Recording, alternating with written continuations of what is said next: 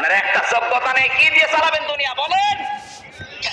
বাংলাদেশের একটা ডিসি আমাদের হাতে নেই, একটা এসপি নেই, একটা ওসি নেই, একটা টিওনা নেই, একটা ডাক্তার নেই, একটা ইঞ্জিনিয়ার নেই, একটা বৈজ্ঞানিক নেই, একটা পাইলট নেই, কিচ্ছু নেই।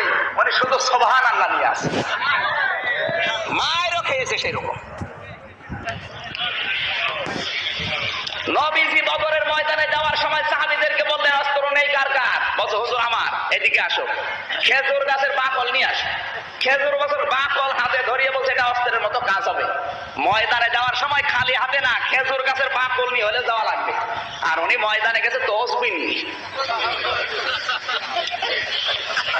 একটা কথা ভুল প্রমাণ করেন তো করেন, কোন কারণে আপনি তসবিহ নিয়ে আসবেন? ওরা কামান নিয়ে আসতেছে, ওরা অ্যাটম বোম নিয়ে আসছে, আর উনি তসবিহ নিয়ে সুবহানাল্লাহ পড়ছে। শার্ট করে ফেলবেন মেরে। এই নবী যাইতে আপনি বড় বুজুর্গ, নবী জানতেন না যে বদরের ময়দানে ওরা আসতেছে সাজগজ করে, আমরা একটু তসবিহ নিয়ে যাই? পারতেন না? কোন কারণে? অস্ত্র নেই, তারপরও বলে খেজুর গাছের বাকল নিয়ে আসে।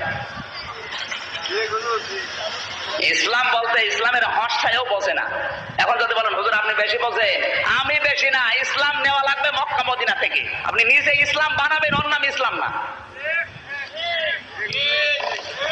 মক্কা মদিনায় রাসূল যা করেছেন ওইটাই ইসলাম, নাকি আপনি বেশি বোঝেন? ছেলেকে ডাক্তার বানাতে হবে। বগুড়ার লোকেরা কান খাড়া করে শোনেন, ইসলাম প্রতিষ্ঠা করার জন্য, প্রচার করার জন্য, প্রসার করার জন্য আপনার ছেলে যদি ডাক্তার হয়, ইঞ্জিনিয়ার হয়, বৈজ্ঞানিক হয়, ডিসি হয়, একটা ডিসি বানাতে যত টাকা খরচ হয়েছে আপনার 10 লাখ, 20 লাখ টাকা আল্লাহ রাস্তায় দান করা সওয়াব হবে। কিন্তু প্রথমে তাকে কোরআনের জ্ঞান শিক্ষা দিয়ে নেবেন। যতটুকু জানলে ইসলাম মেনে চলা যায় অতটুকু জ্ঞান তাকে শিক্ষা দেন। এরপর আপনি টিওনো বানান, ওসি বানান, এসপি বানান, ডাক্তার বানান, কোনো অসুবিধা নেই। আপনার নিয়ত থাকবে আমার ছেলে ডিসি হয়ে বগুড়া জেলায় ভালো ভালো কাজের আঞ্জাম দেবে।